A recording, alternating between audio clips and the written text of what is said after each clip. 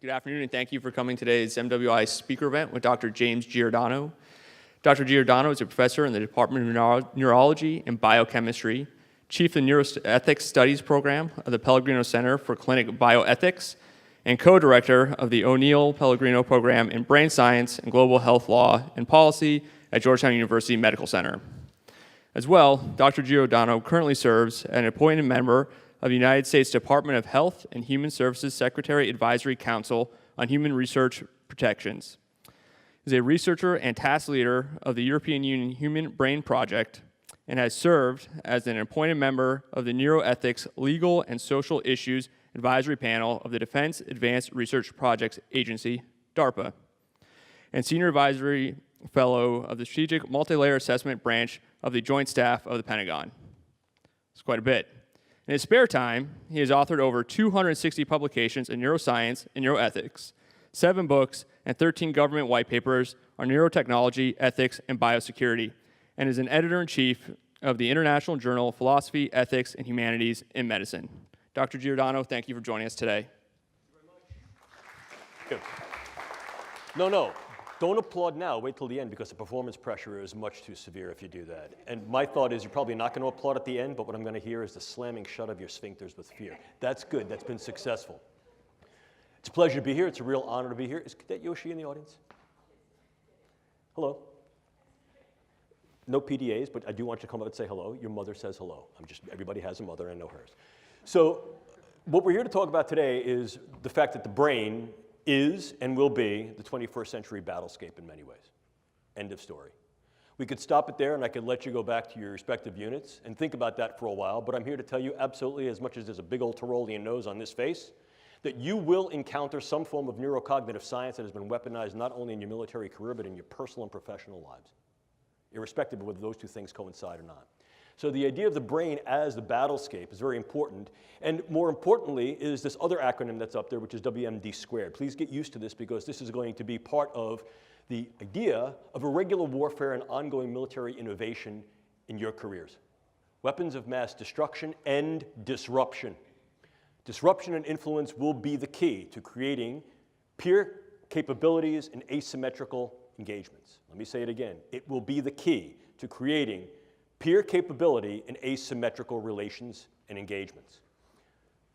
If we talk about what brain science is, let me just give you a little bit of brief background on this field that is now called neuroscience. As a titular field, as a named field, neuroscience has only been in existence for 40 years. I know that because I've been a neuroscientist for about 38 of those 40 years.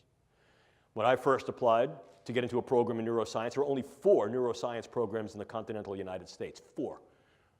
Right now, at this particular point, there are well over 200 dedicated university and collegiate programs, several programs at the junior college level, several programs at the high school level, and many, many dozens of independent think tanks and philanthropic organizations solely devoted to brain sciences. That's just here in the United States. Furthermore, what becomes critically important for you to understand is that brain science is not just a United States enterprise or effort, nor is it singularly an effort of the United States allies worldwide. Increasingly, it is becoming an international, multinational, global, and independently exercised event and endeavor, which increases the capability of the brain sciences to develop not only new theories, but ever more sophisticated tools. I like this slide a lot because what it presents for you, ladies and gentlemen, is essentially a century-long history of brain science, even before it was called neuroscience. Look, let's face it, for as long as human beings were looking in some reflective pool and recognized that the thing looking back at them was themselves, there was some interest in what makes me, what makes me think, what makes me feel, what makes me behave the way I do and you behave and think the way you do. What is my sense of self? Do I have free will, and what is the nature of that, and how can we affect that in a variety of ways that go from the non-kinetic all the way to the kinetic? If we take centenary jumps into the era of the Enlightenment, we can see the great thinkers that came before and during the Enlightenment, inclusive but not limited to people like René Descartes, pondered the idea of what that means. Cogito, ergo sum. I think, therefore I am. The inverse of the statement that in many cases was implicit but now becomes ever more explicit is what makes me think. And if I can understand what makes me think and makes you think and makes you feel, then that understanding may in fact flavor, if not directly influence, the way you and I interact. But more than that, if in fact I understand how it is that your brain does what your brain does, I may be able to access your brain and affect your brain indirectly and directly. And what this allows us to do is to create tremendous potential and possibility and probability, potential, possibility, and probability of what the brain sciences can do and will do. Remember these three letters, A, and A. Keep them as your viable mantra for the duration of this course, today, and throughout your professional careers and each and all of the opportunities that you have to interface and try to understand the power that the brain and cognitive sciences can yield. A, the ability to assess the brain and its functions. A, the ability to access the brain on a variety of levels, from the subcellular all the way to the social. And A, the ability to affect the brains and the individuals in which those brains are embodied and the ecologies in which those individuals enact, engage, encounter, from the level of the individual to the group to the community to the populational. Look at the power that understanding tools and techniques of the brain sciences afford. It's there before you on the screen.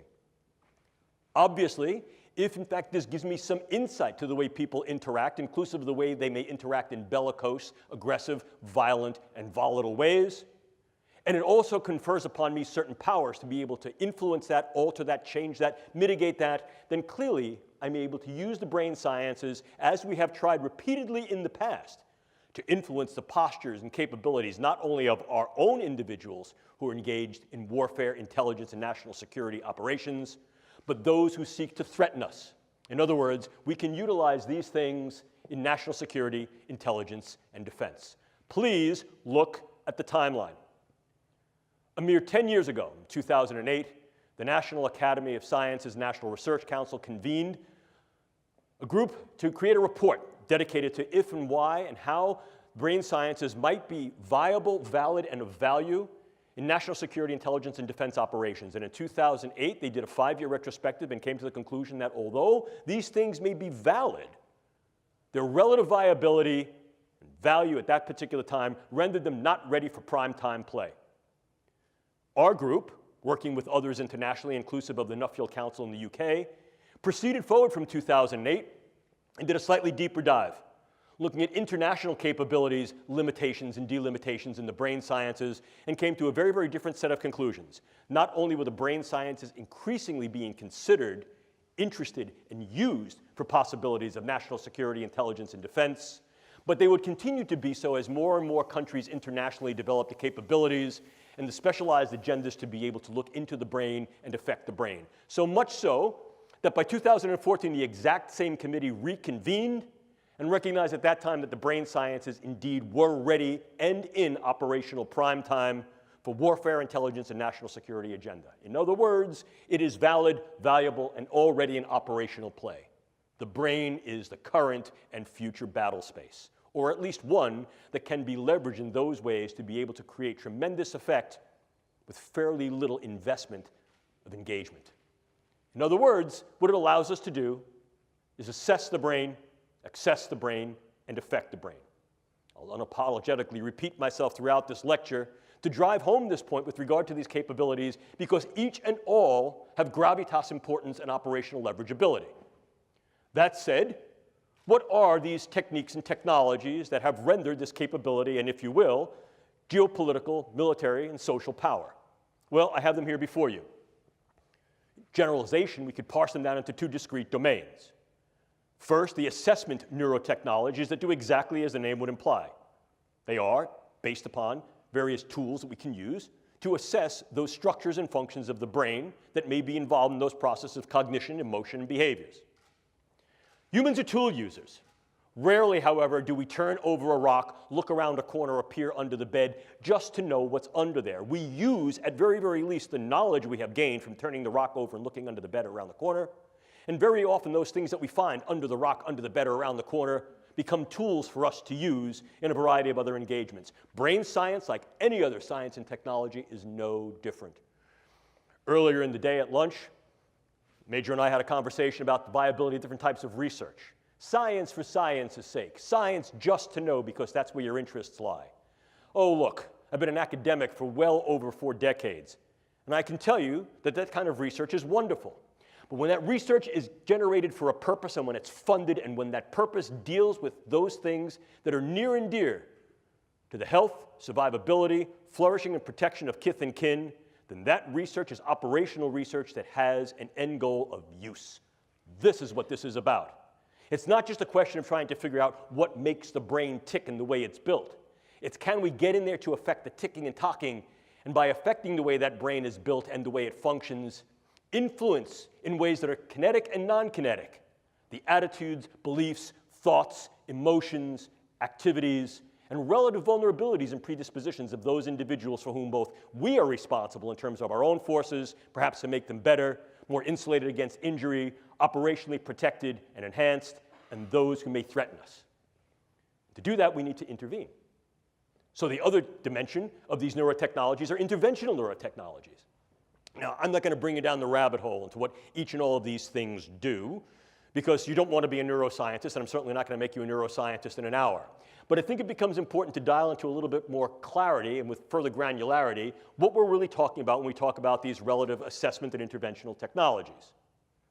In the former case, probably the one that gives the most rise to both provocation and contention, are various forms of neuroimaging, the ability to image the living brain, to be able to see what brain areas are differentially active as we engage in different thoughts, feelings, emotions, and tasks, and to then correlate the interaction of those nodes and networks with discrete patterns that occur not only in individuals, but in groups of individuals. In other words, if I can see how this gentleman's brain works, whether he's awake or falling asleep, thought I'd catch you.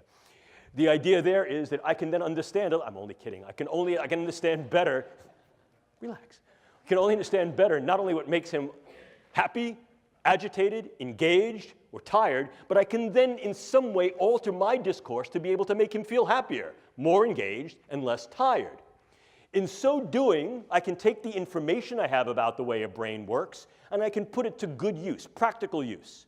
Think about this. If I know what makes you tick as an individual, and I'm then able to generate patterns of how you as an individual relate to, are similar to, or different from other individuals, I may be able to then generate information that allows me to interact with you on ways that are more meaningful to our level of interaction. In other words, the more I know about what makes you tick, the more my interactions can be geared with you to make you tick the way I want you to. The way I want you to. Obviously, it takes some energy to put people into a big magnet and scan their brain. There's a whole bunch of things that are limitations of brain imaging. We recognize that. That's part of the mission. We seek to delimit those particular constraints and through the use of co-registered different forms of neuroimaging make it better. Some of these forms of neuroimaging are fieldable, operationalizable in field missions. Some of them are not. We're seeking to make these things more operationalizable, not only for military medicine to assess individuals who may have incurred brain injury and or the effects of brain injury inclusive of things like PTSD and other forms of neuropsychiatric disorders, but also to understand better how it is that our individuals are able to think through certain situations, how their brains work, and be able to classify those individuals and perhaps specify the way we train them, the way we sustain that training, and the way we maximize their performance. We can use other methods as well, genetics, biomarkers, and information. And that information is critical. One of the things you must learn is as military personnel, your demographic, biological, social, and psychological information exists in your jacket and is in fact retrievable in real time. That information becomes ever more important as we try to understand the you-ness of you. And the nature to classify that information, hold that information secure, doesn't only exist on the medical side with regard to your HIPAA records, but increasingly is becoming a concern for national security when these large-scale big databases of brain structure and function, physiology, biopsychosocial demographics become ever more available and ever more relevant to what's making you tick, what's making you talk, what's making you strong, and what's making you vulnerable. And the fact that other nations, inclusive of China and Russia, are engaging in large-scale neuro-big data initiatives to be able to create large-scale databases that can join not only imaging and physiological, but as well as other forms of phenotypic and genetic data of the entirety of populations renders great power because there's great capability in that information to know where key points of strength and vulnerability may lie, and also to intercede, to inject information in some way be able to affect what appears to be your medical record, your personal record, the evidence that is you. And we can take that step to go one step further. The more I know about you and the more I know about the way your brain works as individuals, groups, communities, and even populations, the more I can utilize non-kinetic means such as informational means of narratives, iconographies, semiotics to influence your emotions and your behaviors. We can do this subliminally through computer images. We can do this more liminally through the types of engagements, interactions that we engage through psychological operations and informational operations. We can train better our human terrain teams to be able to interact with individuals in a variety of cultures, groups, settings, and ecologies to be able to improve their performance so as to be less distancing and more ameliorating. We can go further than that as well. We can also utilize these interventional technologies in those ways that may able to directly affect the brain. Probably the one that you've heard about most recently, most contemporaneously in the literature, is the possibility to use some form of directed energy to affect physiology peripherally and also to affect the physiology and health of the brain. Case in point here, US Embassy personnel in Havana and possibly in China. And of course, there's not a lot that I can tell you about that, although I am one of the researchers on that particular project. But this seems to be wholly indicative and supportive of the fact that this was at least some form of directed energy, whether it was wholly intentional or not, still remains to be definitively decided. However, the pattern of insult and injury to those individuals and the pattern of injury of who was affected strongly suggests that this was an intentional and directed engagement, and that this represents a beta test, a possible probe of a directed energy neuroweapon. And there are a number of countries that have developed initiatives and agenda towards developing just these types of things, the United States included. But you also have a whole host of other things that can go bump and bang in your brain. The more we understand the specificity of the brain on a very granular level, the more we're able to derive and develop particular types of drugs that not only can enhance and optimize the performance of our people, but can also be used to mitigate, militate, and in some cases manifest profound morbid changes in their people. In other words, against a hostile other. Drugs can be exceedingly specific, and as I'll show you in a moment, can be very, very much used to individualize weaponology in terms of what we call precision pathology or precision effect. We can go further. Clearly, one of the things we can also do is transcranial neuromodulation, the idea of going through the skull to modulate the node and network activity of the brain, to optimize the performance of key individuals in certain tasks and performances that are relatively to their missional space. And we can also do that against hostile or perhaps belligerent others. We can go further to implant certain brain-machine interfaces. These are many of the DARPA programs that you may hear of now. Probably the one that is most notorious, in a very good sense, is something called the N3 program, which is the non-invasive neurosurgical neuromodulation program being run by their program manager, Dr. Al Mundi. The idea here is to put minimal-sized electrodes in a network within a brain through only minimal intervention to be able to read and write into the brain function in real time, remotely. The United States is not alone in such efforts. And then, of course, you also have the things that are a little bit more traditional. If we talk about things that can be operable in the biochemical space, we ordinarily talk about drugs, bugs, toxins, and ever more, we're considering devices. At the last Biological Toxins and Weapons Convention, the RevCon, it was then raised by the Australia group that we need to be a little bit more salient in our attention to those possible neurotechnological devices that may be able to be weaponized. Our group has also argued that the current considerations and extant categories of the Biological Toxins and Weapons Conventions are not detailed enough to be able to appreciate or keep pace with the advances in this form of science that can be weaponized that poses a risk and threat on the battle space. So, how then can we use these elements as weapons, means of contending against others? Formal definition of a weapon, right out of the Oxford Old English Dictionary. Means of contending against others. And we can do that in a number of ways. We can militate their behaviors and their thoughts in some ways as to make them more amenable to what we do, the idea of positive weaponology. Or we can, in fact, mitigate and in some cases completely nullify their capability, will, or engagement to fight. If we combine those two definitions into one, what we find is those agents that will either change individuals' thoughts, vulnerabilities, volatility to violence and aggression, or incur morbidity, dysfunction, and or mortality in such a way as to then mitigate the engagement altogether. You still with me? That said, we can break down any form of weaponology into two discrete categories: soft weapons and hard weapons. In the former categorization, soft weapons include but are not limited to such things like economic leveraging to create economics, market values, market presence, presence at international bargaining tables to develop international power and leverage as a soft weapon. Clearly, the more we're able to make an impact in a field, in a dimension, by virtue of research, medicine, technology, infiltration into a variety of areas of the public space, the more we're able to yield economic strong-arming, economic leveraging. I think an important consideration that I'll reiterate later in this particular lecture is that there are countries outside the United States and or the West that are increasing their capabilities by intent in the brain sciences so as to be able to gain this type of economic leveraging in international global markets, in medicine, science technology, and the military. Most notably among them is China. We'll talk more about that momentarily. But we can also utilize weapons in more of a soft approach, as I mentioned earlier. The more I know about what makes you tick, the more I might be able to do things like weaponize the approach that I then take towards you in my interactions and engagements with you. Here we can utilize the brain sciences for psychological operations. Most notably, one of the DARPA programs run by the program manager Bill Casebeer, Dr. Bill Casebeer, who subsequently went on to be a program manager at Lockheed Martin and run their brain-machine interfacing programs. Bill Casebeer's program was called Narrative Networks. And one component of the Narrative Networks project was something called neural narratives. If we understand how it is that brains and individuals, groups, and populations respond to certain forms of imaging, memes, iconographies, engagements, the more we may be able to tailor those things through our psychological operations, propaganda, meso, to be able to engage these individuals in more positive ways or in ways that are more influential, to be able to direct their behaviors, their predispositions, and perhaps their engagements with us on a variety of levels from the individual all the way up to the political. But then, of course, we move into the more harder forms of weapons, things such as bullets and bombs. And here, once again, let me reiterate what we're talking about on the neuro side are drugs, bugs, toxins, and devices. But of course, if we spill over the idea of soft weaponology into a hard weaponization, we also see the use of biodata as a viable weapon.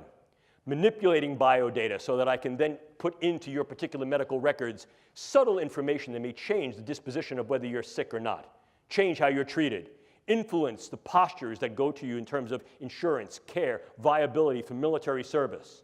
By altering that information, by changing those data, by purloining those data, I essentially change the you of you. And I can do that in very subtle and insidious ways. Furthermore, I can do that on a variety of different levels that can affect key individuals so that, in fact, your medical record changes to thereby render you incapable or at least invalid to be able to serve in a way you're serving. Or I can do that on a much larger scale, groups, populations. And if I change those data, I change the way you're being regarded and treated. And I can do that in one of two ways. I can do it in such a way that you're going to be regarded in a negative sense, or I can do that in such a way that I'm going to treat you incorrectly. If I say, for example, you have a particular allergy, or you have particular sensitivities, or you have a particular disorder, you will be treated for that, and that could then harm your health and your stability in both a short wars approach as well as a long wars approach. But if we take a look at this in a little more detail, you can see that once again it folds back to the idea of what can we do to ours and what can be done to others. Clearly, one dimension, one domain of operational viability and value is to enhance the capabilities of the combat and intelligence operator across a range of scalabilities in both general purpose and more select forces. And this is the idea of neuroenablement. Neuroenablement. You will hear this referred to in a variety of different ways. Performance optimization, enhancement, enablement, maximization. These terms mean something. A number of years ago, our group was tasked from the Air Force to develop a lexicon, a nomenclature, that would be able to define these in more precise ways. And I'll not bore you with that now. But the idea of enablement gives forth, I think, a particular meaning that's relevant. You're enabling individuals to do some aspects of a performance of a task that is germane and justified to their operational mission and that is, in fact, done with regard to protection of their charges. So in other words, we're saying, we're going to make you good to go, and we've decided that this is good. The reason this can become problematic, of course, is that what definition of good are we using? What we define, whoever the proverbial we may be, to be good, might be quite different than what they, whoever the proverbial they is. And as a consequence, we have to keep a much broader window of opportunity and possibility open to be aware for the potential benefits, burdens, and risks that this type of engagement may pose. What types of things can we do to make our people better, if you will? Well, certainly we can use a variety of advanced psychopharmacologics and neuropharmacologics, in other words, drugs. And I refer you to a wonderful book written by a colleague of mine, Professor Jonathan Moreno, called Mind Wars. First edition came out in 2006, second edition came out in 2012. And Professor Moreno does a very good job in defining and explaining the history and historicity of the way the brain and cognitive sciences had been used in national security, intelligence, and defense operations, both by the United States and more globally. And what we see is that this is certainly not a new event. We can look back into antiquity and see that there have been attempts to try to maximize the performance, capability, sustainability, and protection of those individuals who are operational warfighters, literally from ancient Rome and Greece all the way to the 20th and now 21st century. It's the tools and techniques based upon the understanding and depth that we have that increases the granularity and specificity of effect and increases sophistication and gravitas of outcome. The more we know about the brain, the more we can develop ever more selective agents to affect the structures and functions of the brain in cognition, emotion, and actions, and the more we can do so in a way that's more like sharpshooting rather than buckshotting. But irrespectively, drugs can be somewhat dirty. What I mean by that is they can have a host of adverse effects, some of them side effects, some of them direct effects. And very often what we'll find is that unless we're able to deliver the drugs directly to a particular site in the brain or elsewhere in the nervous system, they can have heterogeneity of effects throughout the body. And that can lead us to some undesirable outcomes. But we don't need to be limited to drugs. No, no, no. We can also use a variety of computational brain-machine interfaces that are both closed and open loop. And these include things like transcranial magnetic and electrical stimulation, stimulating the vagus nerve transdermally, or if you wanted to get somewhat more invasive but certainly more specific, brain-machine interfaces by virtue of deep brain and superficial brain implants. And I shall tell you that one of the leading projects in developing state-of-the-art brain implants is a DARPA-funded project aimed at the medical side for the treatment of neurological and neuropsychiatric spectrum disorders. And this program is called SubNets, Systems-Based Neurotechnologies for Emerging Therapies. But what you also need to appreciate is that that DARPA program, like any program that is oriented towards engaging brain function to then alter those functions in certain ways, directional ways, can be harnessed for what's called dual use.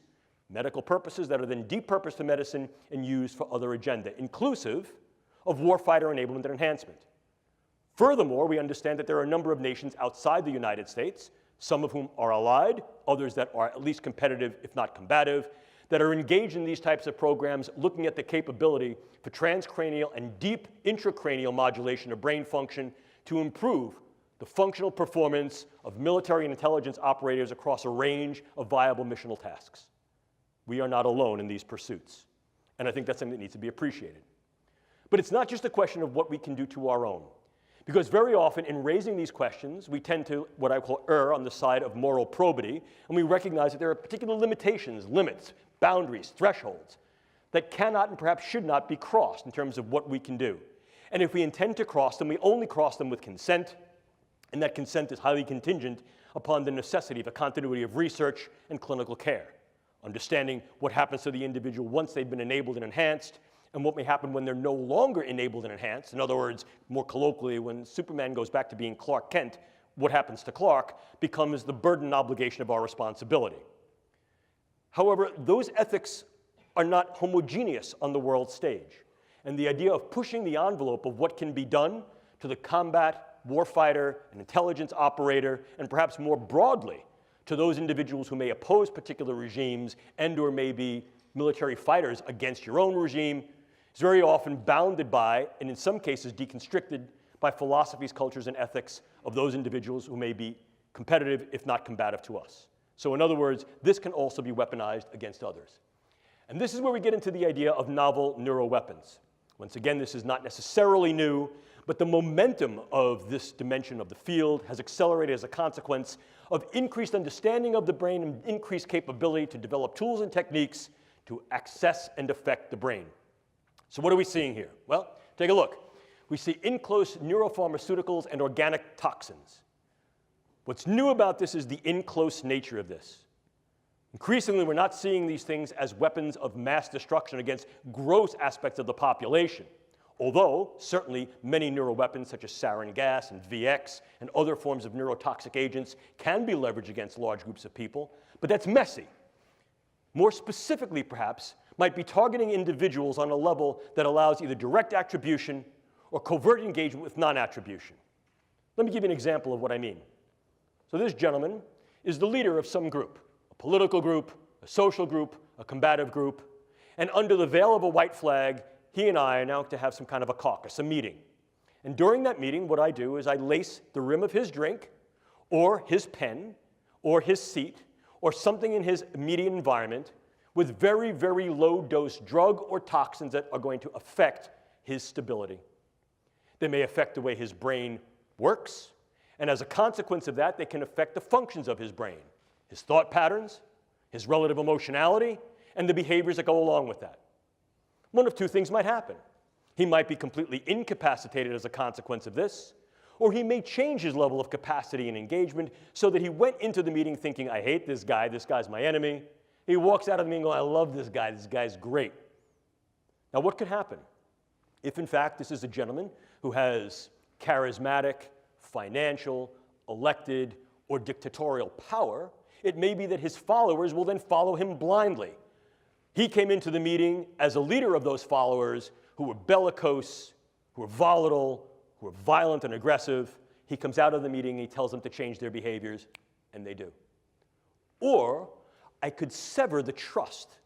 By now, he leaves this meeting, he's espousing a very different philosophical stance and orientation, and his followers no longer adhere to his precepts, his tenets, or his lead, and I fractured the relative arrangement of trust, engagement, capability that he fostered, leaving that population disrupted and vulnerable to intervention, to a coup d'etat, to a junta, to some type of insertive reassumption of leadership.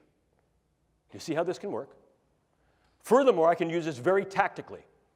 Some of these agents allow me to assemble the agent on site and not have to stockpile it, which allows me to take the components of this agent into and out of a country relatively covertly, target a specific individual, change or eliminate that individual with very little attribution and trace, and be able to leave prior to any attribution.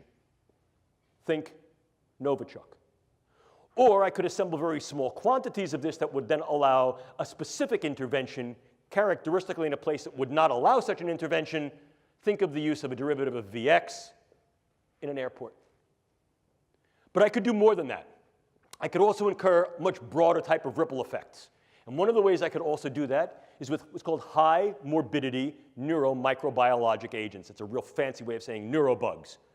But high morbidity neurobugs. I may not want to kill a lot of people. In fact, arguably, I may assume what is sometimes referred to as the Sailor-Malin mantra. For those of you who may be fans or students of military history, you may remember that Sailor-Malin, Wing Commander Sailor-Malin, was a South African who flew with the Royal Air Force during the Second World War. And he became well known during the Battle of Britain for shooting up German airplanes but letting them limp home, particularly bomber aircraft. And they would ask Sailor-Malin, oh, Wing Commander, why didn't you shoot that plane down? And his adage was simple. Better to have that plane return home with wounded crew who are spitting up their lungs, one dead crewman that they had to attend to and therefore divert their missional capability while in flight, than shoot them down. Because the psychological effect will be rippling and devastating. This is sometimes referred to as the Malin effect. What can I do? I can use a particular bug that I may be able to now modify through the use of gene editing technique that is ubiquitously available and fairly easy to use to take a bug that was previously relatively benign and non-pathogenic and make that bug virulent, pathogenic, dangerous. And then what could I do? I could introduce that bug in key sites. Des Moines, Seattle, Tampa, Newark, Houston. I'd get a few people sick. I'd do it on an airplane, do it at an airport, do it at a sporting event, do it on Black Friday. And then what I would do is I would take credit for that, but I'd want to make sure that at least part of the symptomatic constellation was not only neurological, was profoundly psychological. Agitation, debilitation, sweating, stomach problems, sleeplessness, cardiac problems, things that are what we call top-down neurological in their effect, brain to body and body to brain in the bottom-up cascade. Then what I would do is I would get on the internet, and I would put out over the internet, I did it. Oh yes, I'm that dangerous G group that you should all be afraid of. And in fact, this is far more ubiquitous than I let on. These are only the first cases. I've let these buggies go all over the country, and your early warning signs are agitation, anxiety, worry, sleeplessness, stomach problems, heart problems. What have I done? I've rippled the sheets of the worried well. At first blush, I get every hypochondriac running to their physician, but at second and third blush, I get those individuals who begin to become worried that they may have been exposed to this, that their children may have been exposed to this, that their loved ones, their kin, their kith may have been exposed to this. Of course, the physicians, the CDC, the Public Health Service comes back and says, no, that's not what's going on. But I get back on the internet and I say, oh, don't you listen to that. That's fake. That's false. Your government knows what's going on. They can't do anything about it and they can't treat you. They're going to end up quarantining you. How many people would I need to affect? We modeled it. Somewhere between 12 and 240. What would be the effect? Hang on, folks. Within 41 to 45 days, we would crash the United States public health system. Crash it. In so doing, I render the United States infrastructure vulnerable, either there or elsewhere. See the ripple effect? See the disruptive effect? I can disrupt an individual from the level of their cell to their system, and disrupt individuals on a variety of levels, from individuals all the way up to the social fabric. And that social fabric may go even further. It may be geopolitical. I need you to think just for a moment, if you could, why would it be of any value at all to affect, disrupt, and disable individuals who are U.S. Embassy personnel in Havana? When did it happen? What was happening? What would be the benefit in fracturing a growing economic, political, and social trust in that part of the world? Who would benefit? What would be the long-term effects, for example, of at least indicating that U.S. Embassy personnel and Foreign Service personnel are vulnerable to these types of threats? Could you, in fact, pair the threat with some type of conditioned stimulus? So now what you're able to do is to evoke a response in the worried well. I only offer possible suggestions for your speculation and your consideration, if you will. We can even go further. One of the newest developments is that nanoparticulate matter can be stabilized for distribution. If you're not aware of what nanoparticulate matter is, it's that matter which exists on a scale of 1 × 10⁹. Very, very small. Smaller than a cell. And we can manufacture materials that have discrete properties that can be controlled by virtue of bioengineering and their physical chemistry. To auto-aggregate, to be able to aggregate in particular areas based upon their biological and or chemical sensitivity. But now we go one step further. Most recently, just a few weeks ago, it was announced that you could then aerosolize nanomaterials. And go one step further, I can create small robotic units, controllable robotic units at the nanoscale, and that these too can be aerosolized to create a nanoswarm of biopenetrable materials that you cannot see, that can penetrate all but the most robust biochemical filters, that are able to integrate themselves through a variety of membranes, mucous membranes, and wherever, mouth, nose, ears, eyes, can be then uptaken into the vascular system to create clumping, can affect the vascular system of the brain, or can directly diffuse into the brain space, and these can be weaponized. And they can be done in such a level that their presence is almost impossible to detect, and as such, the attribution becomes exceedingly difficult to demonstrate. How much of this material would I need? Take a look. This is the front of my pen. This amount of nanomaterial, if be able to maintain and sustain with regard to its deliverability and aerosolization, could in fact affect all of you, or based upon where I come from, New York City, all yous. Look at this. Look at this. I'm carrying that material. Would you see it? Would I have to lug a giant weapon into the room? No, I wouldn't. And what if, in fact, I utilized some form of an unmanned aerial device or unmanned ground device as a delivery vehicle? Something like a drone or a bug. Could I do something with that? But let's keep going. Could I also utilize a whole host of devices to be able to affect individuals close in, for example, during interrogations, during social engagements, during human terrain team engagements, or more remotely, in a room, in a theater, in an airplane, in a bus, in a store, in a mall? The answer is increasingly yes. So this then represents for us both a challenge and an opportunity. The challenge is that increasingly what we find is that neuroscience and technology is relatively easy to obtain. Many of the things that I've just spoken to you about are viable and obtainable directly to the consumer or directly to the scientist. We also know that many of the products that are available direct to consumer can be easily modified to create things that have a much higher weaponization potential. But more than that, we also recognize that there are dedicated efforts on the part of nation states and even groups of non-state actors and increasingly virtual nations that are using virtual currencies to fund research efforts in these areas.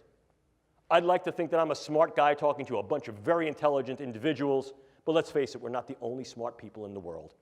And if we're thinking this way, there are plenty of other people who are thinking this way too. Some of them are our allies, some of them may be our competitors, and some of them are combatants and hostiles. And this is, in fact, the reality. Furthermore, we recognize that the goal, particularly among the actions of the United States and her allies, is to fight for right and honor, but to keep our own honor clean, to take the moral high ground, if you will. And indeed, that has been the case in the majority of the United States engagements throughout our history.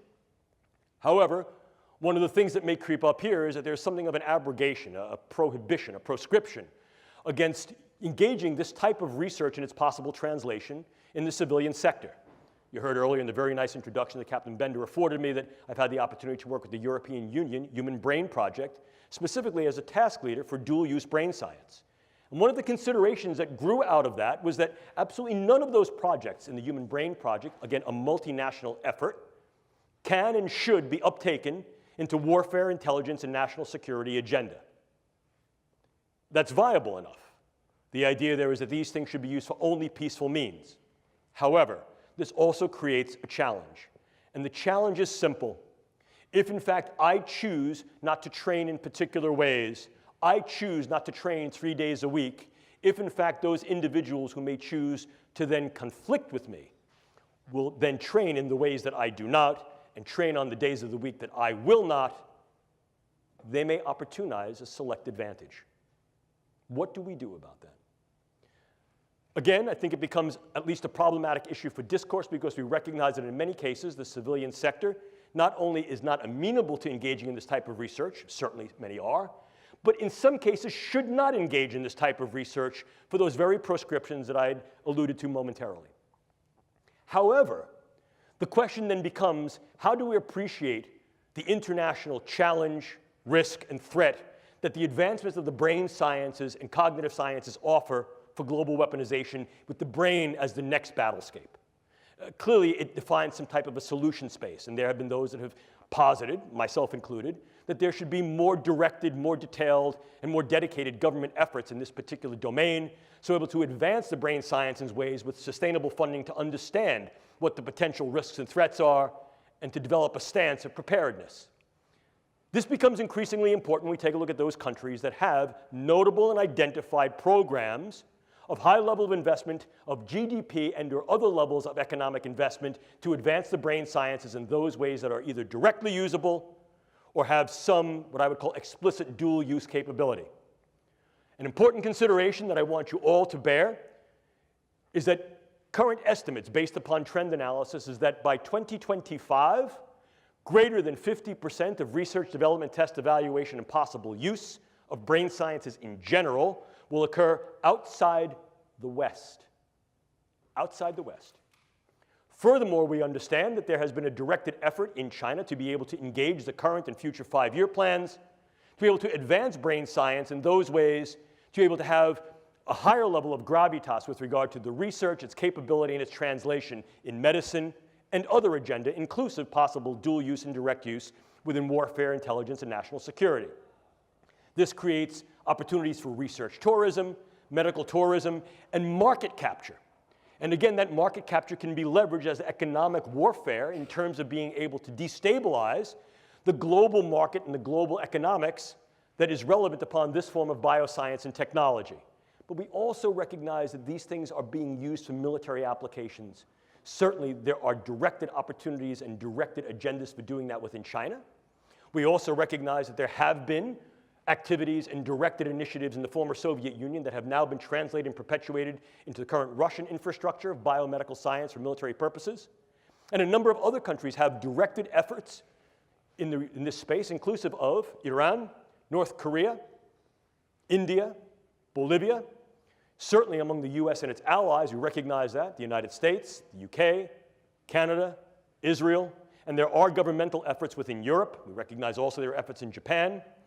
But there's another looming threat. The threat is the non-state actor. The threat is the virtual nation. They can establish sovereignty within a sovereignty so as to be able to say that we are immune or inured to your rules and regulations. Essentially, possibly destructive diaspora. And increasingly what we're seeing is the use of Bitcoin currencies and the like allow the finances of these types of things to be sustained in ways that were heretofore economically unimaginable, if not incapable. So as a consequence, what we're recognizing is that the threat parameters, the risk parameters, as well as the challenge and opportunity parameters are growing. We're equally concerned about the do-it-yourself community, not because this community of biohackers represents an inherently malicious or nefarious group, but because of their relative vulnerability to infiltration. And we recognize that to such an extent that at present, the Federal Bureau of Investigation in this country has dedicated ongoing efforts to try to maintain continued communication, interaction, and engagement with this community so as to be able to better surveil their relative vulnerability to purloinment, infiltration, manipulation, and misuse.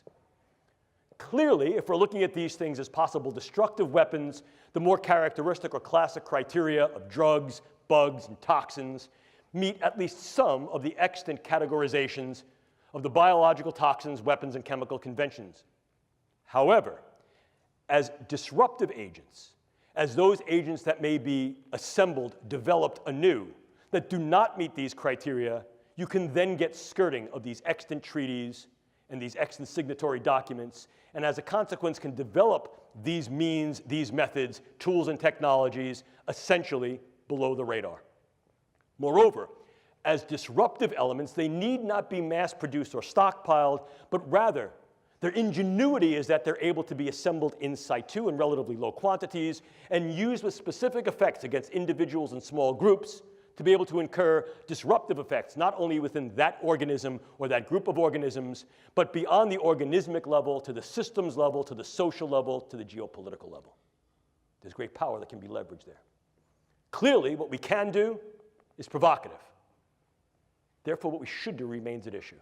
Ladies and gentlemen, I do not have answers for you, but I will pose several questions and possibilities. One of the things we have to understand is that this represents, if you will, a bioscientific speedway.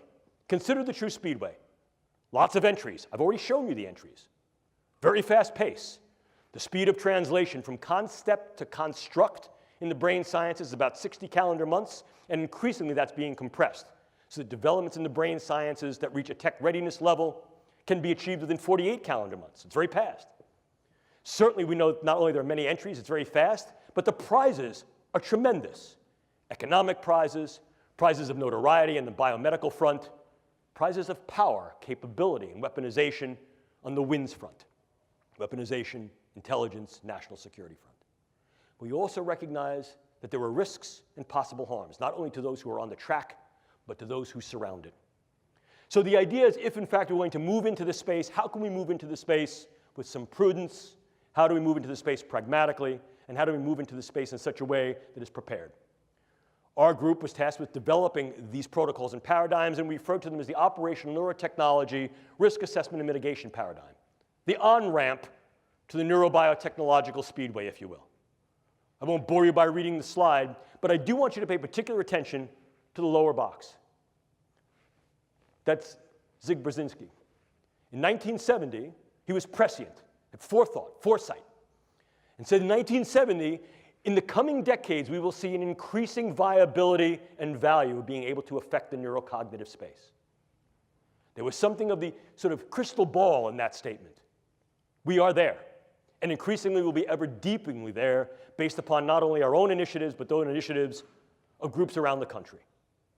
This is a space that we need to at least be prepared for. A simple precautionary principle will no longer obtain. Why? Number one, it shouldn't. Number two, it's anachronistic. Just because we recognize that in some cases, the risks may be high and there may be certain benefits, a simple precautionary principle says if the risks or threats outweigh the benefits, don't go. However, we need to also be equally preparative and take a more advanced precautionary principle that says we must examine the potential, the probability, and the possibilities of what those risks and threats are relative to the benefits of a stance of preparedness. And preparedness very often includes engaging the research to understand how these things work and how they can be used. How do we do it? Well, these are some of the contingencies that I offer simply as proposition for you. I ask you to consider them. Number one, what is the technical rightness of any and all form of neuroscience and technology in these types of agenda? What are key situational variables that may be germane to its use or non-use? Is there evaluation or some revision of the various ethical concepts that may be able to guide these uses in practice? And might we need to develop, in some cases, new frameworks, new foundations of ethics that are more applicable, given the fact that the science and technology may be running at a speed to which our ethics and policies may not yet be apace? I'm not going to bore you with these contingencies, but what I want you to do is pretty much go down to the very, very last one. The idea here is can we utilize neuroscience and technology? And if the answer is yes, we can, should we? And if the answer there is we already are, and there are some domains and dimensions by which use should be advocated, for example, non-lethality, least harm, doing less harm than other forms of interventions and engagements that are currently in use, being able to mitigate individuals' capacity or willingness to engage in volatility. In other words, improving the capacity for individuals to gain capability to get along. Well, perhaps there's some value there. If these things are going to be used in a more hard weaponized approach, are they being used in those ways that are less harmful than other extant weapons? And/or what are the postures that we should adopt if, in fact, another nation utilizes this form of weaponology? What represents what I would consider to be comparative or appropriate proportionality?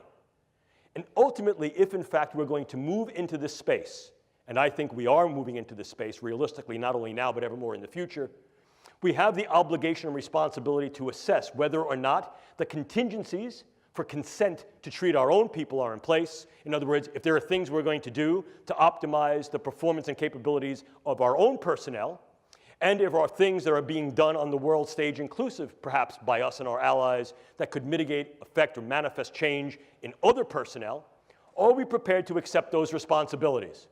The responsibilities for ongoing research, the responsibilities for ongoing clinical care, not only of ours, but internationally, because of the role that the United States and our allies plays, and because of the need to take an upstanding moral front with regard to the fact that as we develop weapons, and as weapons are developed by us, our allies, and by others, the preparedness stance says we must also be equally assumed, equally in position to be able to not only counter those weapons, but mitigate and treat the effects that those weapons incur. And in fact, historically, very often what we've seen is that that has been the interesting march of science, technology, and medicine, where advancements in medicine very often arise as a consequence of the possible utility of various forms of science and tech to be weaponized and the damage that they incur. But the question still comes up, ladies and gentlemen, what ethics shall we use to guide research, test, development, and perhaps utilization of neuroscience and neurotechnology in these agenda and initiatives? Clearly, here in the United States, as with any open society, our military has relative transparency to the polis for our intents, our goals, and our operations. Absolutely, certain things are held confidential and classified. You don't show the other team your playbook on Friday and expect to win the game on Sunday. Yes, of course. And information we may understand about what they're doing by virtue of our deep and our intermediate surveillance may also be kept close to the chest, if you will. But the transparency of military intent operations goals and interventions here in the United States has been paramount to the nature and fabric of our infrastructure, our politics, and our government. And the same is true for our allies.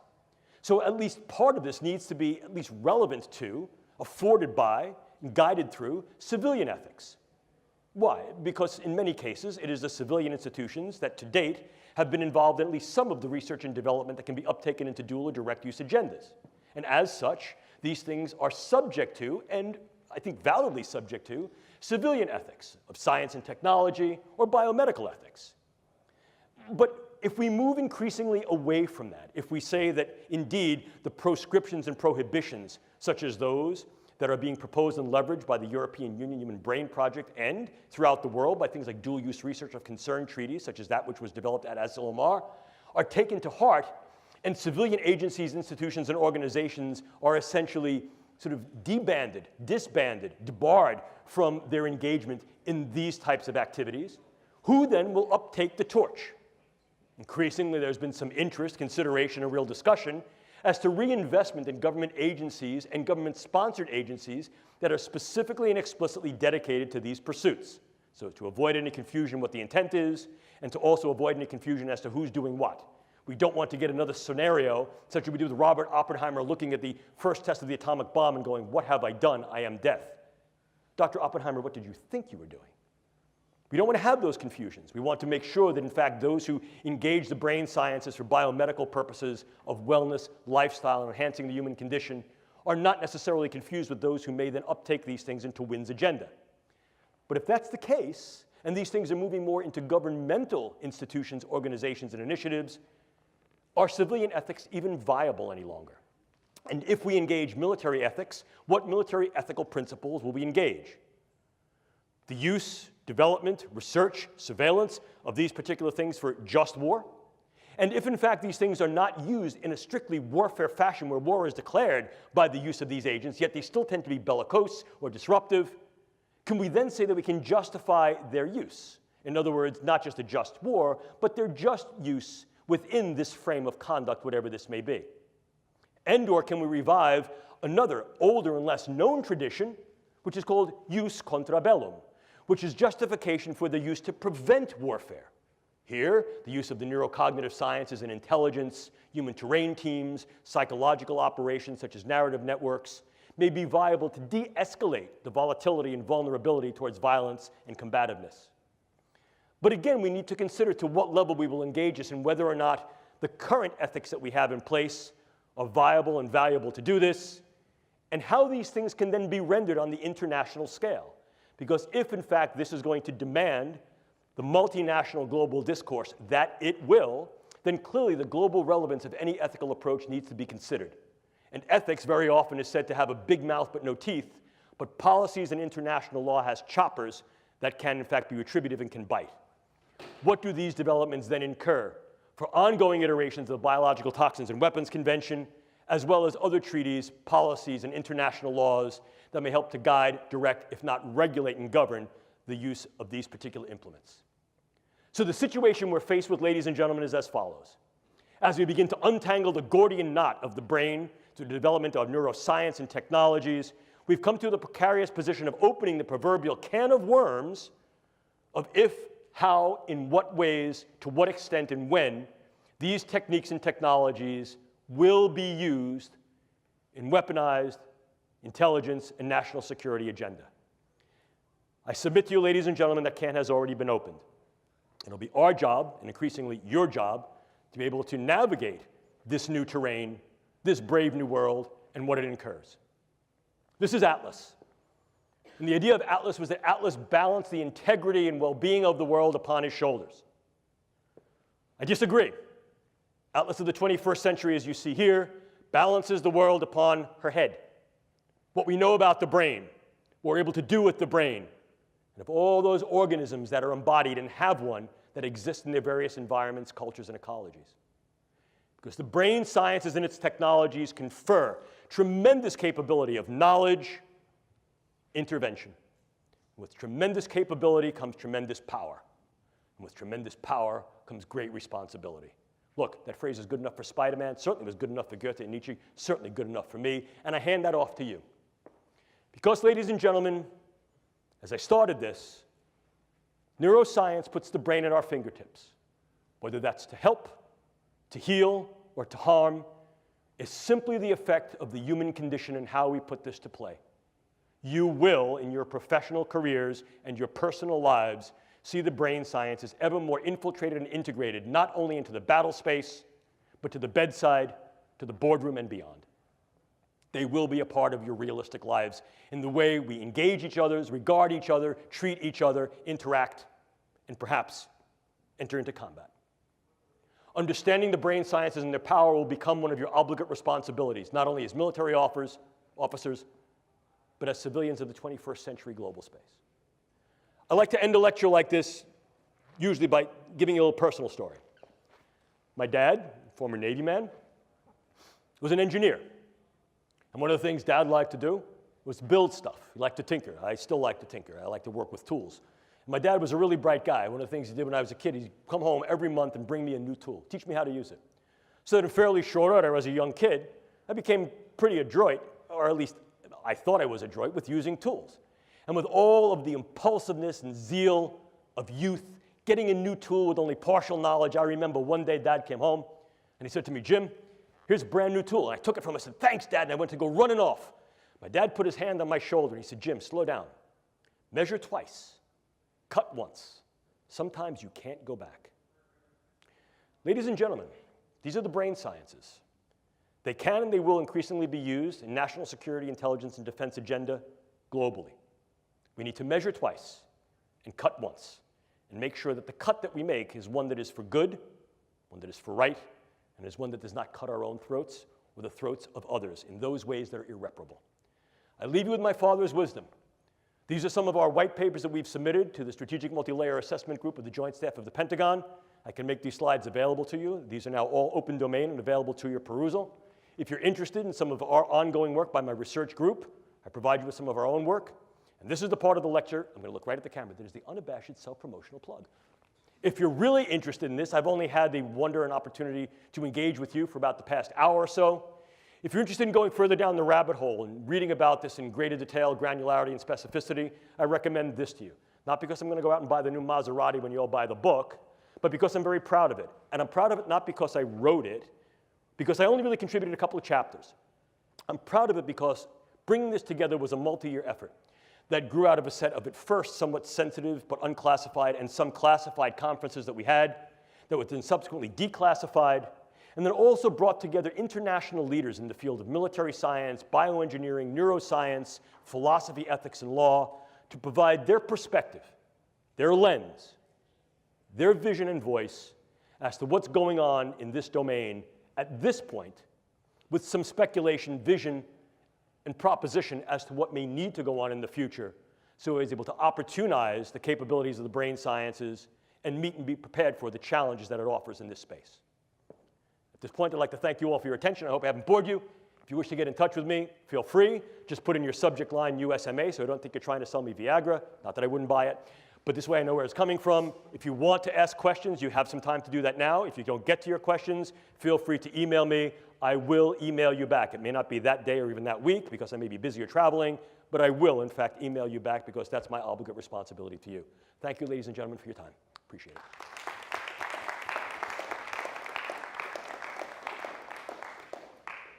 If you guys have any questions, we have about 5-10 minutes.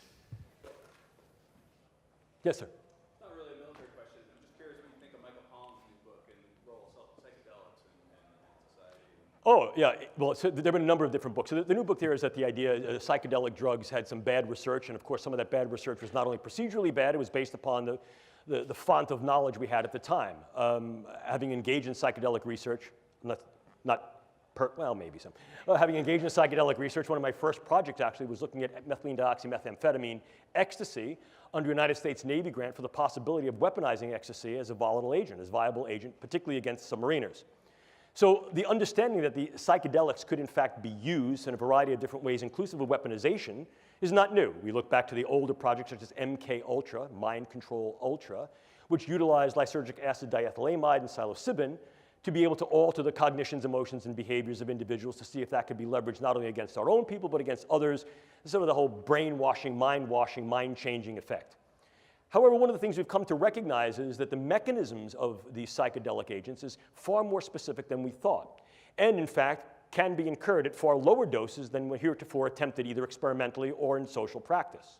So there's a regenerated interest, a revivified interest in re-examining the mechanisms and effect of these psychedelic compounds, inclusive of lysergic acid diethylamide, psilocybin, dimethyltryptamine, as well as some that are sort of like borderline on what might be considered a psychedelic, such as the affiliative drugs like MDMA, at microdoses or sort of intermediate microdoses, not only to treat individuals who've had particular neuropsychiatric spectrum disorders, and there's a growing body of research that would suggest that even one-time administration of a therapeutic dose of LSD or psilocybin and/or MDMA may have very profound therapeutic effects against certain forms of PTSD, intractable depression, and beyond the military framework, even certain forms of psychosis. We also recognize that these things may be useful in treating forms of TBI, treating other forms of psychiatric and neuropsychiatric disorders, and may also be viable as performance enhancers, particularly if given in a very specific regimen at a very controlled dosimetry. So to think like so many other things, the more we're learning about the brain suggests to us not only what we know, but what we didn't know, some of the errors in our previous ways of experimentation and empiricism, and that allows us to revisit these things under a newer and I think more granular perspective that I think may demonstrate certain benefits, as well as giving rise to concern about certain burdens and risks. So I think that it certainly warrants continued research, and I think that we need to be cautious in how we interpret that research and its translational effect, but I think there's great benefit to be gained there. Did I answer your question? Other questions? Yes, sir. So I had a similar question. So in regards to the enablement of the warfighter or intel operator, do you think one day the military will change its stance towards legalizing the use of pharmaceuticals or nootropics such as modafinil or Adderall to... Yes. Yes. In fact, I can tell you some ongoing research that's being done now by the Air Force Research Laboratory that's looking not only at the comparative use of what's called nootropic agents, as you said, modafinil and some of the newer ones. They've been around for a while, but they're sort of new with regard to the light of their potential utility. Some of those drugs like as piracetam, pramiracetam, oxiracetam, these have been around for a long time, but now we're understanding their mechanisms a little bit better, and we're recognizing how we may be able to use them in concert with other agents, inclusive of something like caffeine, and or how we can also utilize these agents at lower doses that are much more safer dose, that can also then be co-potentiated through the use of various devices. Here, we're talking about the transcranial devices such as transcranial magnetic stimulation and transcranial electrical stimulation. And if you're interested in some of this work, I refer you to a colleague of mine who's at Air Force. He's a Wright Pat, and his name is Andy McKinley. Just look up some of Dr. McKinley's work in this area. It's stellar. It's leading edge. And the Air Force Office of Scientific Research is funding a number of different projects that are looking at exactly this mechanism. Can we engage certain brain substrates, nodes, and networks through the use of new pharmaceuticals or older pharmaceuticals that are redosed or pharmaceutically delivered in different ways to be able to maximize key aspects of the processes of those neural functions that are operative in key tasks for the intelligence operator or warfighter.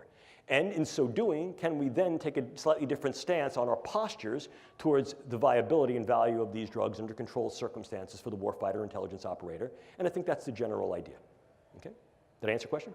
Cool. Other questions? Going once, going twice. Thank you all.